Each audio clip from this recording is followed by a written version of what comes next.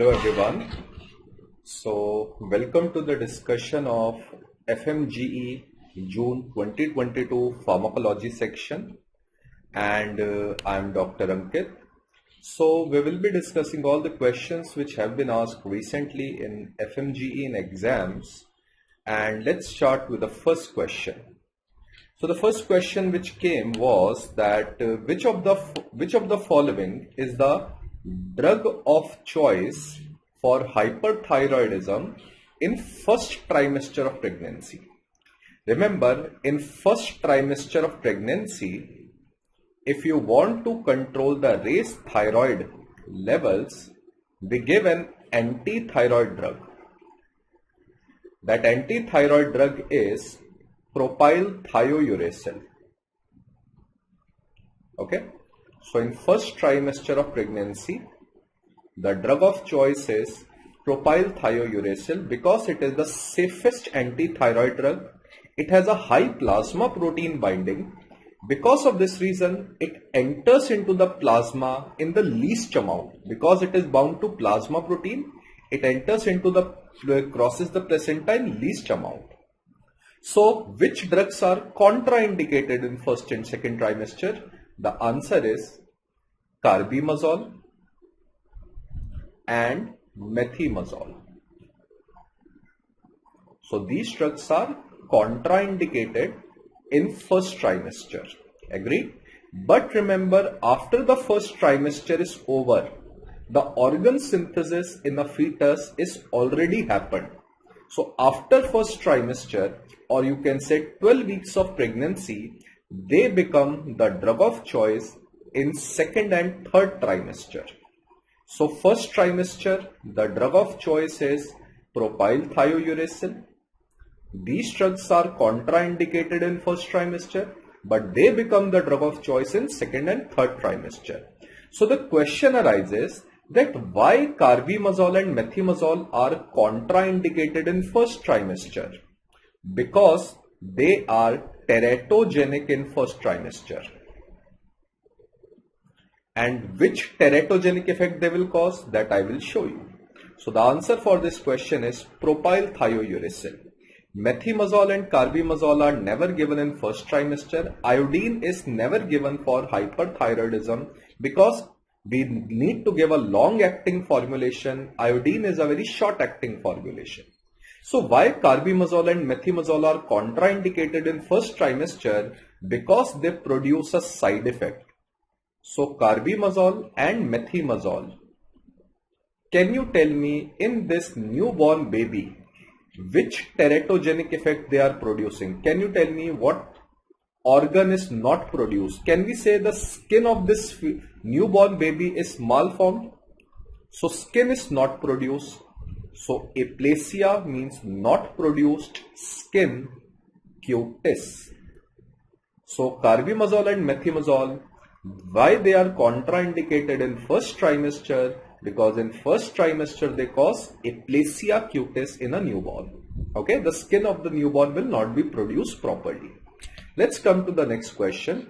A patient presented to hospital with chest pain and ECG of the patient confirms is to be non-ST elevation myocardial infarction. So let's make a short form of this disease, NSTEMI, that is non-ST elevated myocardial infarction. Okay. Which of the following drugs are useful in this patient which act by inhibiting platelet aggregation? Remember, all myocardial infarction, they occur because of coronary artery, they become blocked. And there is platelet rich thrombus which blocks this coronary artery. Because of this reason, the blood supply to the heart is reduced and hence there is an infarction.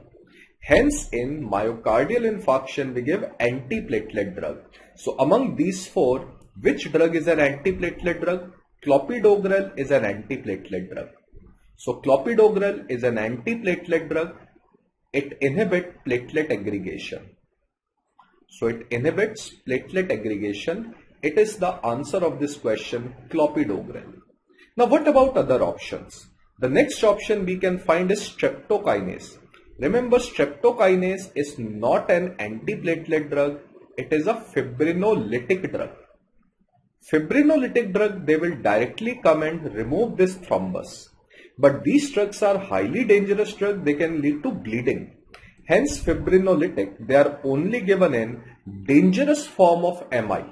That dangerous form of MI is known as STEMI. STEMI stands for ST elevated MI. Remember, fibrinolytics are not given in non-ST elevated MI. In STEMI or non-ST elevated MI, there is a very partial thickness infarct. While in STEMI, there is a full thickness infarct, which is a very dangerous thing. Only then we give fibrinolytic agent. Okay. What about heparins and warfarin? Remember, these two molecules are anticoagulant drug. Anticoagulant drug, they inhibit fibrin deposition.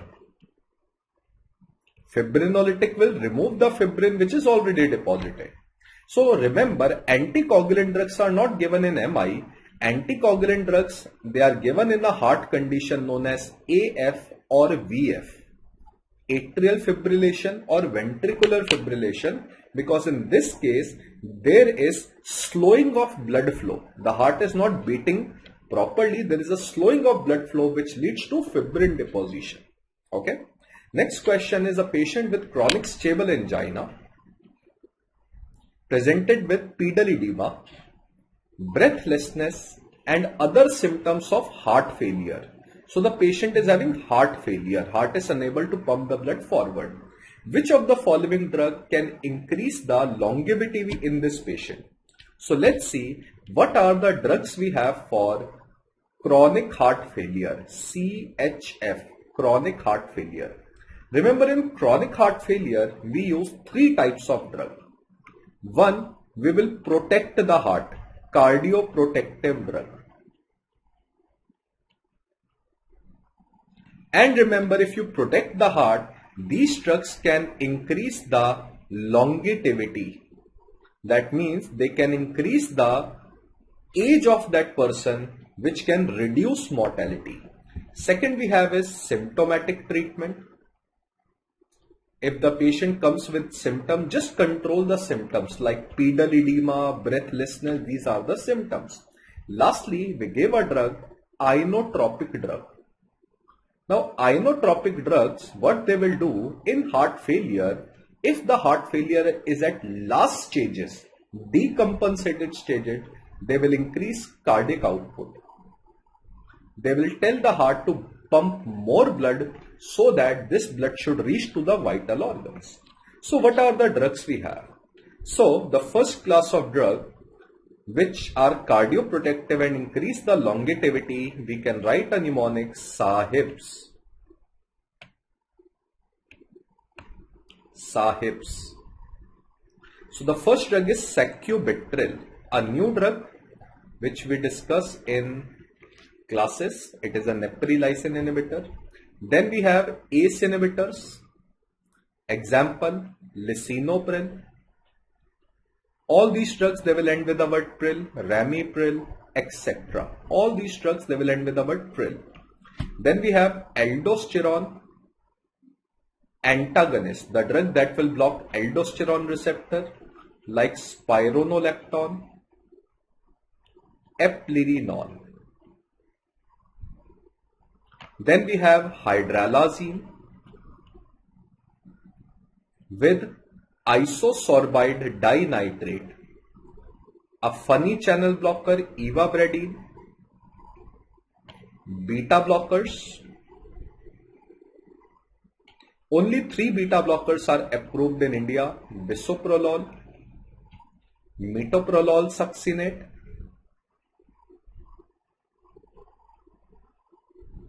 and carvedilol, DMC. Now, why these drugs are used, that we will discuss in regular classes. Lastly, SGLT2 inhibitors. These drugs, they end with the word flozin, like canagliflozin, empagliflozin. Flozin word will come. Agree? So this mnemonic you must remember. These are the drugs which are cardioprotective drugs which can increase the lifespan of a person. Now, can you tell me which cardioprotective drug is given in the option? The answer is lisinopril, which is an ACE inhibitor, which is considered to be the drug of choice for CHF. Now, for the symptomatic treatment like pedal edema and breathlessness, breathlessness occurs because of pulmonary edema. The blood gets collected in lungs. So we give diuretics. And the drug of choice is loop diuretics, which are better than thiazides. So which loop diuretic we normally remember, like furosemide, torsemide. So these are the loop diuretic. Then we give vasodilators. So in vasodilators we can give calcium channel blocker, DHP type, only DHP type we use, like nifedipine, amlodipine. They mainly control hypertension. Agree? Then we use nitrates. Agree? Now among inotropic drug which increases cardiac output is digoxin. So it is given in last stages of heart failure when the heart is unable to pump the blood forward. Then we give inotropic drugs. Okay? So digoxin. Now let's come to the next question. A female washing clothes in cold water and exhibit color change on her hands from pallor to red. So can you tell me which disease it is? So what is happening? Cold water, pallor is happening. Why pallor is happening? Because of vasoconstriction. Agree? And remember, this disease is Raynaud's disease. Heard about Raynaud's disease? Yes. So in the treatment of Raynaud's disease, we give vasodilators. And among vasodilators, the drug of choice is calcium channel blocker, CCB, followed by alpha blockers. So calcium channel blocker followed by alpha blocker. But what is the drug of choice? Calcium channel blocker. Remember, both options are given. So the answer for this question is calcium channel blockers. Which of the following enzyme is required for conversion of T4 to T3? Remember, T4 contains 4-iodine and T3, it contains 3-iodine. That is why 4 and 3 word are coming. Remember, T3 is the main active form of T4 hormone. So we need to remove one enzyme. We need to remove one iodine from T4. So the enzyme name is deiodinase. So we have to remove one iodine, deiodinase. Now the question comes, 3-deiodinase or 5-? The answer is 5-deiodinase. There is no enzyme known as 3-iodinase. There is only and only 5-deiodinase enzyme. Okay. Thyroid peroxidase is responsible for synthesis of T3 and T4. Catalase peroxidase, they are present mainly in bacteria.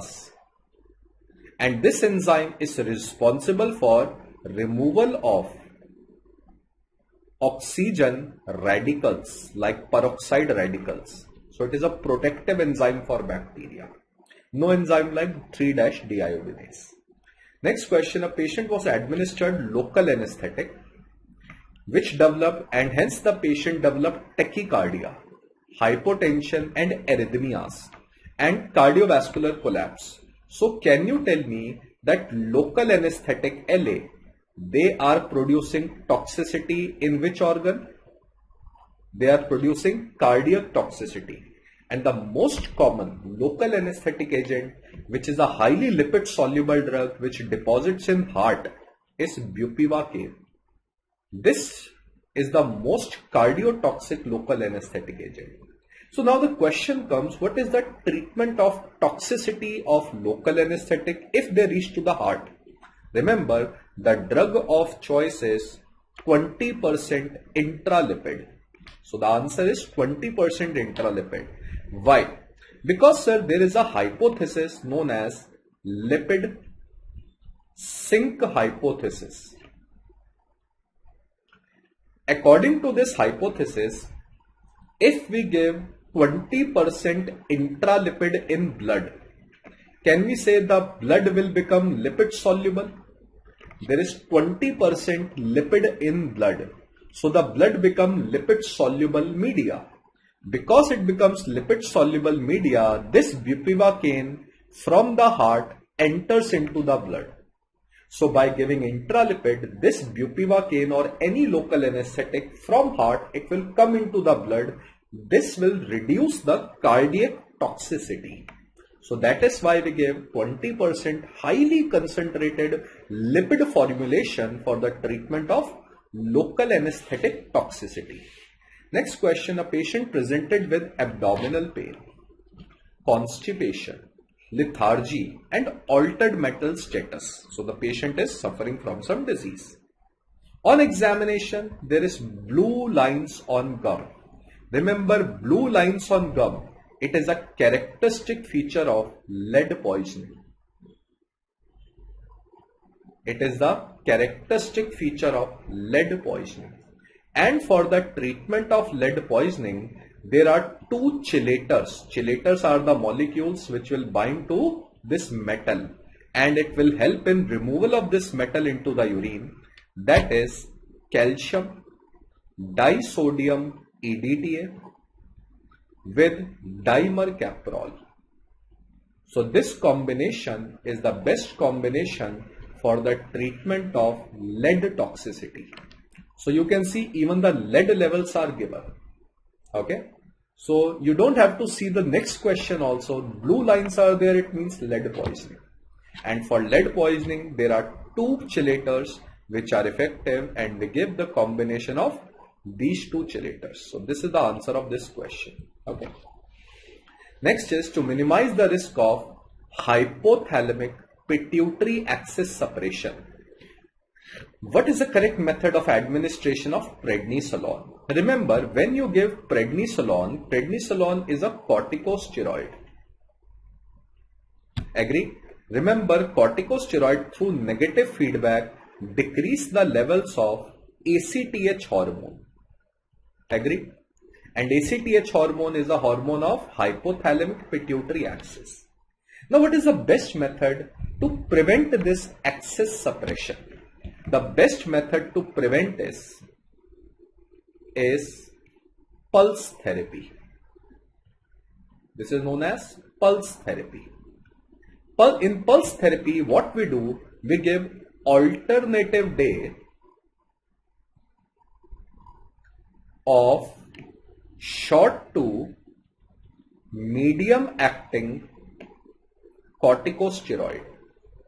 It means we will give corticosteroid today and on the next day we will skip the corticosteroid. Let's say prednisolone.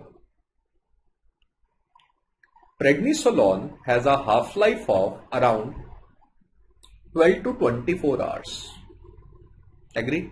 So today you have given prednisolone, so it will inhibit ACTH. Next day you skip prednisolone, don't give. Then on next day, so suppose this is day 1, day 2 and day 3, again you will give prednisolone, then skip on the next day, then again you will give. So this is known as pulse therapy. So why we are skipping in between? Because if you will skip prednisolone in between, again the level of ACTH will increase. So again ACTH will suppress. Again the level of ACTH will increase. So in between the level of ACTH will keep on increasing. Hence permanent suppression of HPA axis will not be seen. So this therapy is known as pulse therapy. Pulse means give on alternative day. The answer is C. Okay. Okay. Now, never replace with betamethasone. Remember, betamethasone is longer acting. It acts for more than 36 hours. Don't you think it will suppress HP axis for more than 3 days? No. So we only give short or medium acting corticosteroid. never long acting corticosteroid. Longer the acting corticosteroid, more HPA suppression it will cause. A 25-year-old female presented with mania. History revealed that her father is taking medication for bipolar disorder. Which of the following drug? Remember, the first line drugs for the treatment of mania predominant bipolar disorder are three drugs. The first is lithium, second is sodium valproate, and the last drug is antipsychotics. These are the first line drugs. Apart from this, all other drugs are second line drugs. In second line drugs, we give lamotrigine, carbamazepine, gabapentin. Okay, so these are the second line drugs. Now, this is a tricky question. Both lithium and sodium valproate is coming. Remember, the first drug we generally start is lithium. Agree?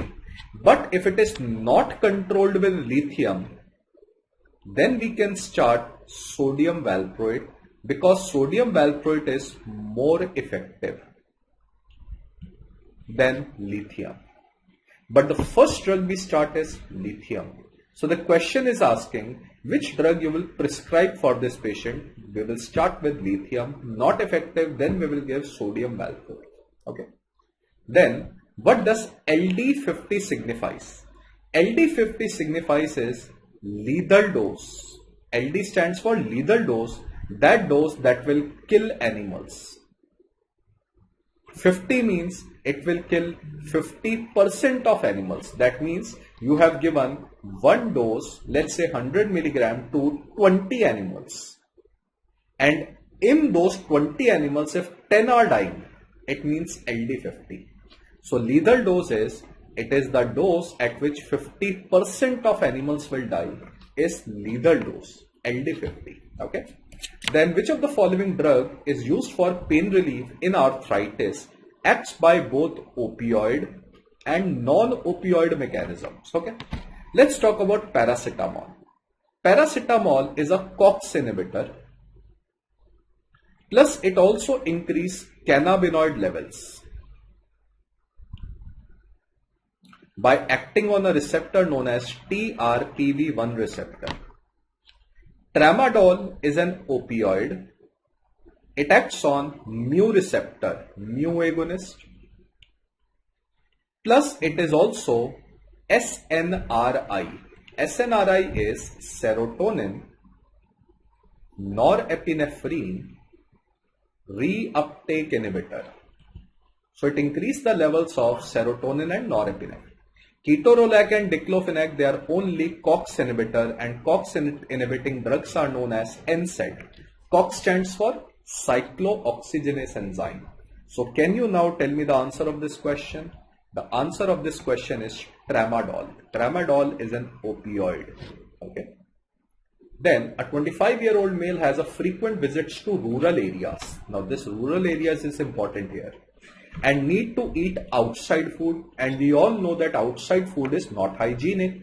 During one such visit, he developed loose stools. So can we say it could be a cause of infectious diarrhea? It could be a cause of infectious diarrhea. And infectious diarrhea is mainly caused by gram-negative bacteria, anaerobes, and amoebiasis, a protozoa. Remember, for covering gram-negative, we most commonly give ciprofloxacin, and to cover up anaerobes and amoebiasis, we give metronidazole combination. So that is why we give the combination of these two drugs if we don't know which organism is causing diarrhea, to cover everything. Hence, we should start antibiotics. So which is the antibiotic here? This is the antibiotic. So infectious diarrhea. Now remember, diphenoxylate, loperamide, they are anti-motility drug. Although octreotide is anti-secretory drug, it decreases intestinal secretion. So diphenoxylate and loperamide, they reduce intestinal motility. Octreotide, it reduces intestinal secretion. Remember, we never suppress motility of intestine. We never suppress diarrhea in cases of infection. Otherwise, this infection will not come out of the body. Hence, these molecules, they are only given in non-infective diarrhea, like drug-induced diarrhea, cancer-induced diarrhea, etc., etc. So in infectious diarrhea, think logically, give antibiotics. Okay. Next question, of all of the following are the side effect of Ritodrine. What is Ritodrine? Ritodrine is a beta-2 agonist. It acts on beta-2 receptor. Okay. And it is used as a tocolytic. Tocolytic means it relaxes uterus. And hence it will inhibit the delivery of child, delay labor. That is why these drugs are given in premature delivery. Now, what is the side effect of beta-2 agonist? The side effect of beta-2 agonist, you can remember 3T, 3H. The most common side effect of beta-2 agonist is tremors. Because on our skeletal muscles, we have beta-2 receptor. If you stimulate beta-2 receptor on skeletal muscle, it causes tremors. Second is tachycardia, that is palpitations. Why? Because on our heart, we mainly have beta-1 receptor, but little bit of beta-2 receptor are also present. So if you will stimulate them, tachycardia. Then tolerance. Tolerance means when you give this drug, there is a rapid loss of effect. Okay. Then it causes hypotension. Why? Because on our blood vessel, we have beta-2 receptor, which causes vasodilation.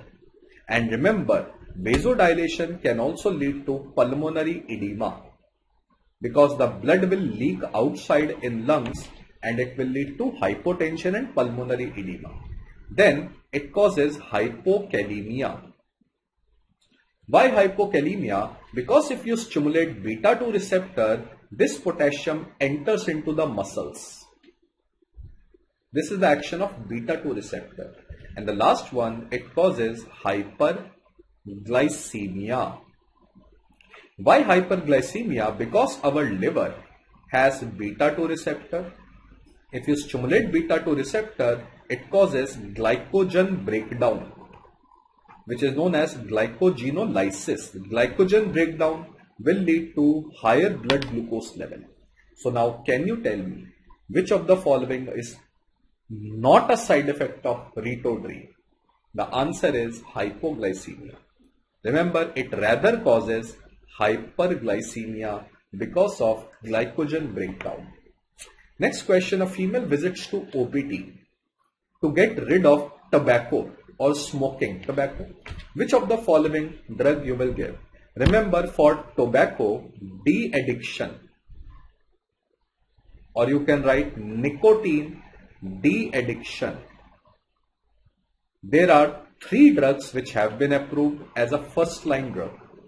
So the first line drugs are mnemonic, you can write nicotine, very bad. So there are 3 drugs which have been approved for smoking, tobacco, de-addiction. First is nicotine, especially as a transdermal patch, nasal spray, chewing gums, etc. Second is varenicline. Varenicline is a partial agonist at nicotinic receptor.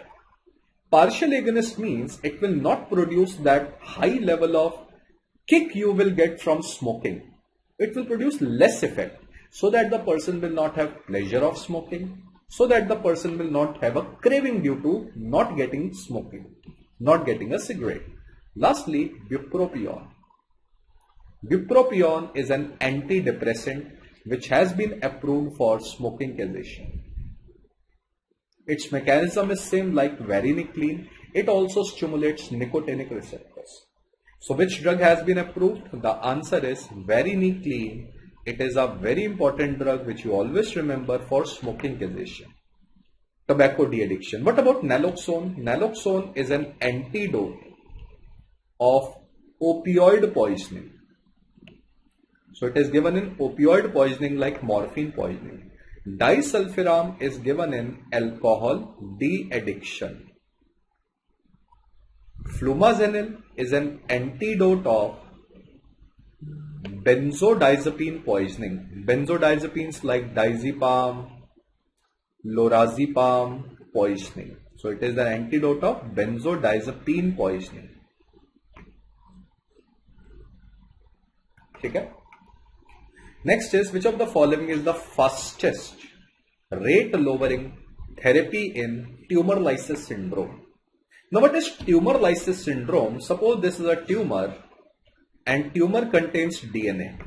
When you give anti-cancer drug, in anti-cancer drug they will kill this tumor, the DNA will break down and DNA will be converted into uric acid. Now how DNA gets converted into uric acid? DNA first gets broken down into hypoxanthine, and this hypoxanthine goes to the liver, and liver with the help of xanthine oxidase enzyme makes uric acid. That is why the patient suffers from gout in tumor lysis syndrome. So the main feature of tumor lysis syndrome is gout.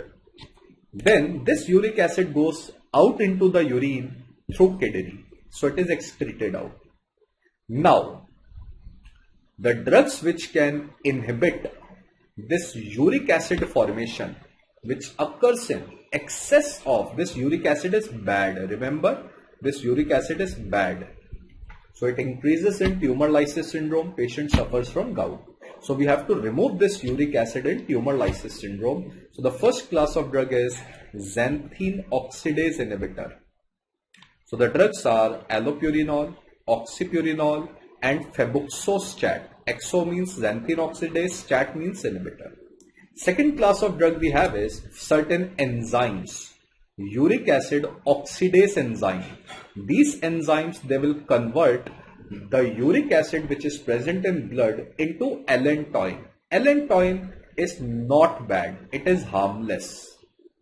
It does not get deposited in tissues. It does not produce gout. So those enzymes are pegloticase, rusburicase. So they directly kill uric acid in the blood. Lastly, we have uricose uric agent. They inhibit certain transporter in kidney, that is OATP transporter or urate transporter. So these drugs, they increase excretion of uric acid in urine. Hence, they will also reduce blood uric acid. Now I want to ask you one question. Logically, if you will think, which drug will be the fastest drug to remove uric acid from the blood? Is it the first drug, xanthine oxidase inhibitor? Is it the second drug or the third drug? Which drug do you think will be the fastest acting drug? The answer is directly kill uric acid. So uric acid oxidase enzyme, they are the fastest acting drug to reduce blood uric acid level, because these enzymes directly oxidize uric acid. So the answer is pegloticase or rusburicase. So if we come back to our question, this was the question. Now we know all the drugs. So the answer for this question is rusburicase. Allopurinol and febuxostat. Remember, they are xanthine oxidase inhibitor. They are given in chronic cases. Rusburicase is the most effective drug. Okay. Lastly, furosemide. Furosemide is loop diuretic. Now remember, loop diuretics, they are bad. Why they are bad? Because they increase uric acid level. They increase uric acid level. Okay. Okay. Next question is, a known hypertensive patient came to emergency with a complaint of palpitations, shortness of breath, and the BP is very high. So if the BP is more than 180 by 110, we call it as hypertensive emergency because there is a risk of organ damage. So the patient is having hypertensive emergency.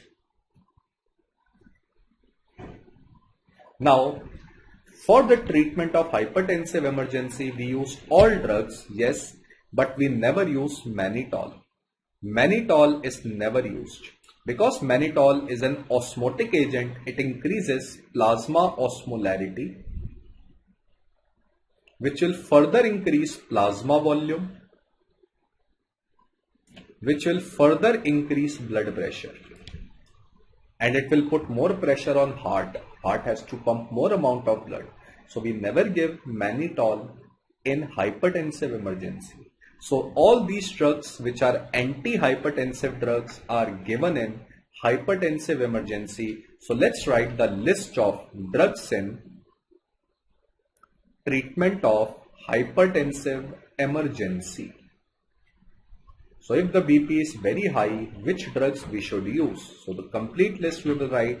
Now, nobody can help you finally. So these are the drugs which we will be using in hypertensive emergency.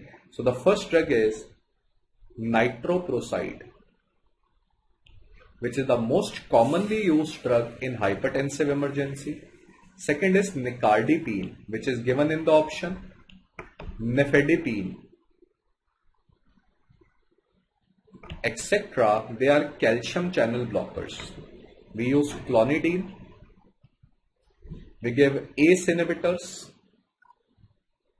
like enalaprilat.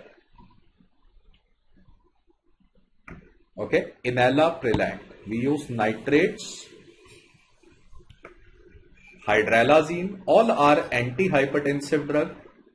Esmolol, labetalol. These are beta blocker. Esmolol is given in the option.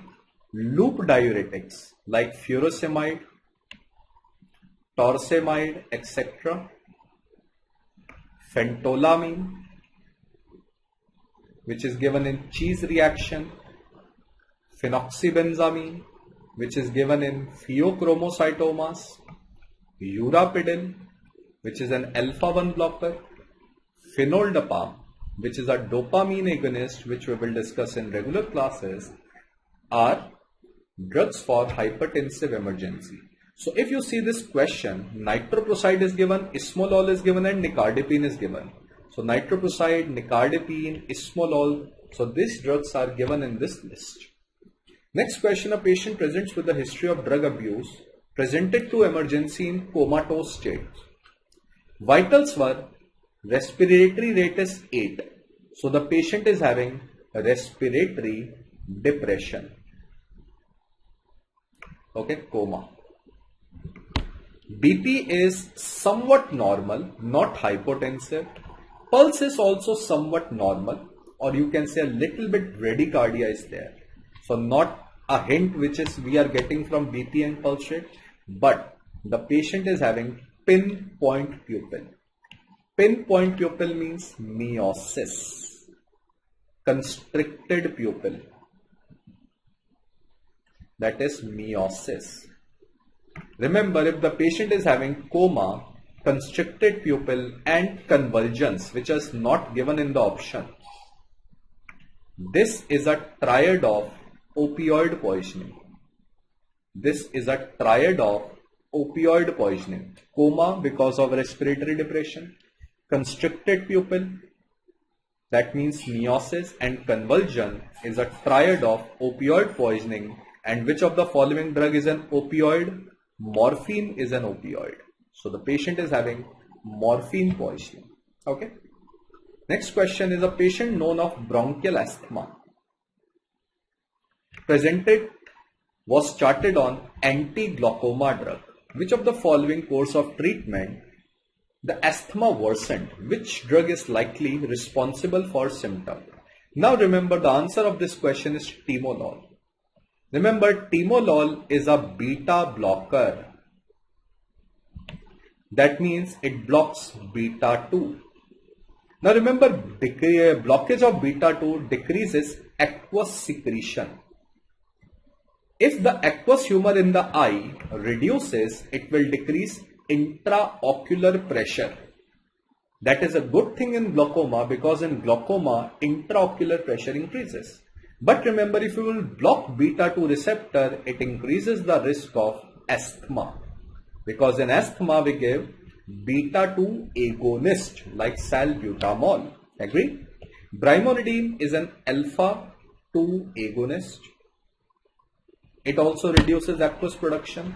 Prost word is coming. It is a prostaglandin F2 alpha agonist.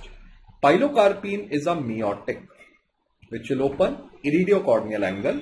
So these things we will discuss in regular classes. So remember, beta blocker should not be given in asthma, and all beta blocker, they end with the word lol. That is timolol, propanolol, etc. Remember, these beta blocker increase the risk of asthma. Next question, a patient developed COVID-19 pneumonia. And we remember, in COVID-19 pneumonia, we have given corticosteroids to our patient very widely. Because of that corticosteroids, remember, the patient had immunosuppression, immunity reduces, and because of immunity reduction, don't you think corticosteroids can cause opportunistic infection? So if you remember, in newspaper also, some black fungus was coming. That black fungus is coming in COVID patient. What that black fungus was? That was mucormycosis. So let's see the question again. Few months later, the patient presented with nasal congestion and swelling of face. There were black lesions on the nose bridge, and the diagnosis of mucormycosis was made. What is the drug of choice? Remember, mucormycosis is a fungus, and for the treatment of mucormycosis, the drug of choice is IV amphotericin B. The drug of choice is amphotericin B, which is an antifungal drug. But apart from amphotericin B, we can also use posaconazole. They are mainly given for maintenance. Amphotericin B started first. It is the most effective drug, but we can maintain with posaconazole, isavuconazole. So only 3 drugs are effective against mucormycosis. Only 3 drugs. Okay. But the drug of choice is amphotericin B. Fluconazole is an antifungal, but it is not effective against mucormycosis. It is mainly effective in cryptococcal, coccidiomycosis and candidiasis, yeast-like fungi, which we will discuss in regular class. Dexamethasone itself causes mucormycosis. Because it's a corticosteroid, it itself will cause mucormycosis. Azithromycin is an antibacterial. It is not an antifungal drug, so obviously it will not be effective against mucormycosis. So the next question is, if the patient is presented with stable angina and was started on 325 milligram aspirin, what is the correct about the mechanism of action of this drug? Now remember, aspirin is an antiplatelet drug. In the platelets, there is an enzyme known as COX-1 enzyme. And this COX-1 enzyme produces thromboxane A2 in platelet. And this thromboxane A2 causes platelet aggregation. Agree? And remember, on endothelial cells of blood vessels, we have COX-2 enzyme. In endothelial cells, we have COX-1, not COX-2. And COX-2 produces prostaglandin I2. Prostaglandin I2 inhibit platelet attachment. So can we say that thromboxane A2, which is produced from COX-1 enzyme in platelet, causes platelet aggregation, but this COX-2 enzyme in endothelial cell produces an opposite molecule, prostaglandin I2, which inhibit platelet attachment. So can you tell me, aspirin produces antiplatelet effect by which mechanism? So let's see, aspirin produces antiplatelet effect by inhibiting aggregation of platelet. This is true. It acts by inhibiting COX-1 in both endothelial cells and platelet. It is false. Because in endothelial cells we have COX-2 enzyme. It is a fibrinolytic agent. False. Remember, fibrinolytic agents were streptokinase, L-tiplase, tenecteplase, etc. Is it an anticoagulant drug? No. Anticoagulant drugs are warfarin, heparin, etc. So the answer for this question is, the logical answer for this question is A. Why not B? Because in endothelial cell we have COX-2 enzyme. Next question, a patient with head and neck cancer is planned to receive radiotherapy. Which of the following anti-cancer drug results in increase in the risk of toxicity caused by radiation? Remember, for the treatment of head and neck cancer, we give a combination of platinum compound like cisplatin with 5-fluorouracil. Agreed? Now the problem with these drugs is that these drugs, they produce a side effect of radiation recall syndrome. Or you can see that these drugs are radiosensitizer. So as I have written a word radiosensitizer, what does it mean? It makes our cell more sensitive to radiotherapy. Why they make our cells more sensitive to radiotherapy? Because they form free radicals, and those free radicals causes radiation induced injury. Agreed? So they can increase the toxicity of radiotherapy. Because in head and neck cancer, we have to give radiotherapy also. Okay. So the answer is cisplatin. Okay. Next question. A patient was started on lamotrigine. Lamotrigine, if you remember, is an anti-epileptic drug. Gradually, the dose of drug has been increased every 1 to 2 weeks. So with lamotrigine, we increase the dose of this drug slowly and slowly over weeks to reach the final dose of 200 milligram per day. This titration or increase in the dose of lamotrigine, why we do? Why we slowly increase the dose of lamotrigine? Because lamotrigine produces a very dangerous side effect. If you give in a very high dose initially, it produces Stevens-Johnson syndrome. In Stevens-Johnson syndrome, patient suffers from skin rashes, and it is seen in high dose of lamotrigine.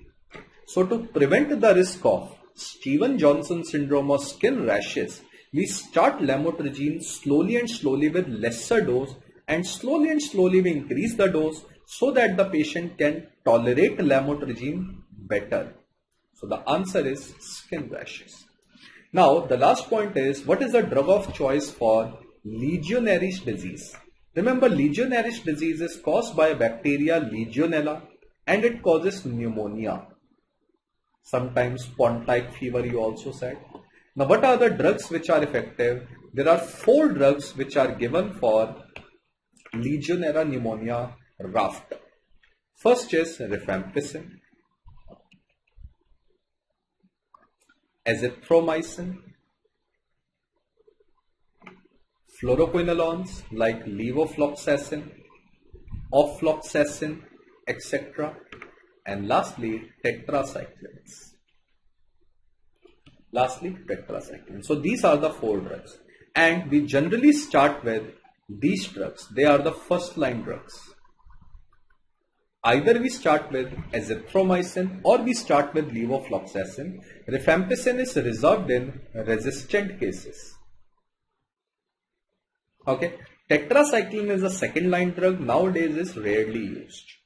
Now the point is, which drug is given? The drug of choice is this one. Now remember, streptomycin is an aminoglycoside. Amoxicillin is penicillin. Now these 2 drugs are not effective in Legionella. The reason is they cannot penetrate inside this bacteria. They cannot penetrate inside these bacteria, hence it is not given. What about tigecycline? Tigecycline is a new drug which is just like tetracycline, but it is mainly given for MRSA infection, that is methicillin resistant Staphylococcus aureus. Okay. So next question, a patient of the history of snake bite. Remember, present to the emergency with fatigue and irritability. 10 vials of antivenom were given intravenously, but still the patient is having difficulty in swallowing, ptosis and respiratory distress. So remember, we can see that this snake is causing some muscle paralysis. So can you predict the venom of which snake can cause muscle paralysis? Most commonly it is cobra, because the venom of cobra blocks NM receptor on muscles, that is nicotinic muscular receptor. Nicotinic muscular receptor on muscle, hence the patient is having paralytic symptoms. So you can see the patient is having difficulty in swallowing, that means the muscles are not able to work properly. Ptosis, the eyelids are not opening, and respiratory distress, respiratory muscles are not working. So what should be the treatment? Remember, the first drug we should always give is antivenom.